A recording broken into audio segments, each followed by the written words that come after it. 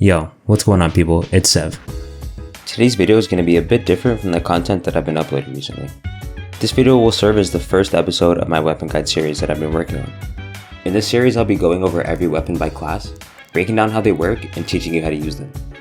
Each episode will cover a different weapon category and we'll be diving deep into the stats for each gun, all of the attachments, and the best way to put them to use. I want this set of videos to be an evergreen series that you can always come back to, even when new weapons are added to the game and the meta changes. So I hope you find this series super informative, and as always, if you enjoyed today's video or learned something new, don't forget to like, subscribe, and hit the bell. Also, just a quick reminder that you can catch me live on Twitch almost every day at 5 PM Eastern. Let's get into the video. For the first episode of this series, we'll be going over the sniper rifles. I know they're not for everyone, but having one player on your team with a sniper can add a ton of benefits and versatility to your team.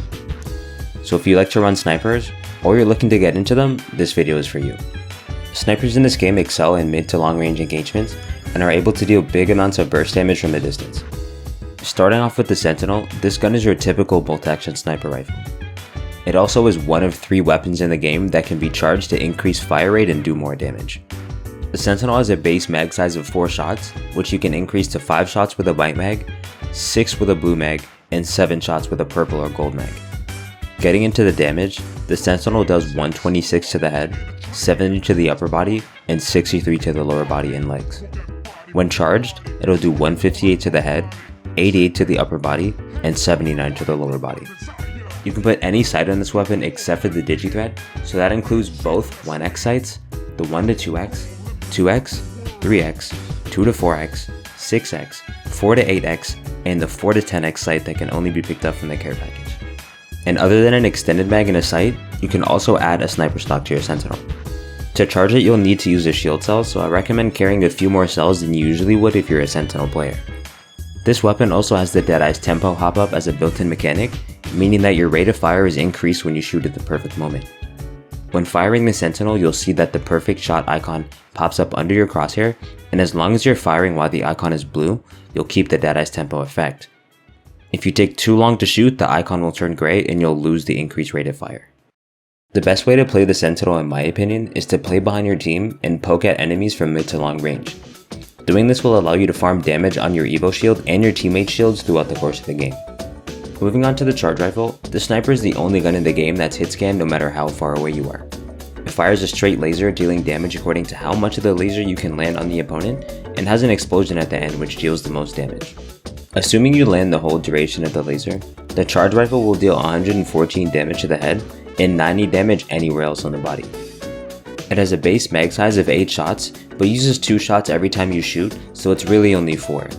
You also can't add an extended mag to the charge rifle to increase the amount of ammo it can hold at one time. Once again, you can put any sight on this weapon except for the digi-threat, so that includes both 1x's, the 1 to 2x, 2x, 3x, 2 to 4x, 6x, 4 to 8x, and the 10x. And the only other attachment that you can put on the charge rifle is a sniper stock.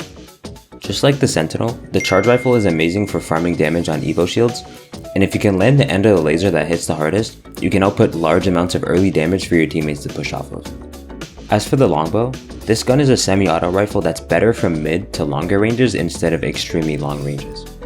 It's got a base mag size of 6 shots, which you can increase to 8 shots with a white mag, 10 with a blue mag, and 12 with a purple or gold mag. The Longbow does 106 damage to the head, 55 to the upper body, and 44 to the lower body. And with a skull piercer, it'll do 121 damage to the head instead of the base 106.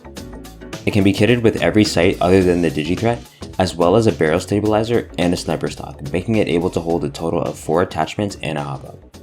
Like I mentioned earlier, the Longbow excels in mid to longer range engagements, and while it doesn't do as much damage as the first 2 snipers we talked about, the Longbow is still great for poking and chipping the enemy's health down over time, rather than looking for big burst damage and knocks. This weapon is potentially a good pick for people who aren't necessarily into snipers, since it's a semi-auto gun and makes a great substitute for something like a G7 Scout or a triple take. And for the last weapon, we have the only mythic tier sniper in the whole game, the Kraber. It does the most damage out of any other sniper class weapon, doing a grand total of 252 damage to the head, which will instantly kill an enemy even if they have red shield, 140 to the upper body, and 112 to the lower body. Being a mythic weapon that can only be found in the care package, it only comes with 12 shots in total on a base mag size of 4 shots. It also comes with its own 10x sight and can't be equipped with any more attachments. When using the Kraber, since you typically only find them in mid to late game, and due to its limited ammo capacity, the best way to use the Kraber is to either look to knock and full kill enemies from a long distance, or to do big damage so that your team can follow up. You can also hipfire the Kraber for insane close-up damage, but doing that is extremely situational. And that pretty much wraps up my guide to snipers in Apex Legends. Like I said earlier, I know that snipers aren't for everyone, but I think even mid-range players can get a lot of success using weapons like the Longbow for example, so don't knock them until you try them.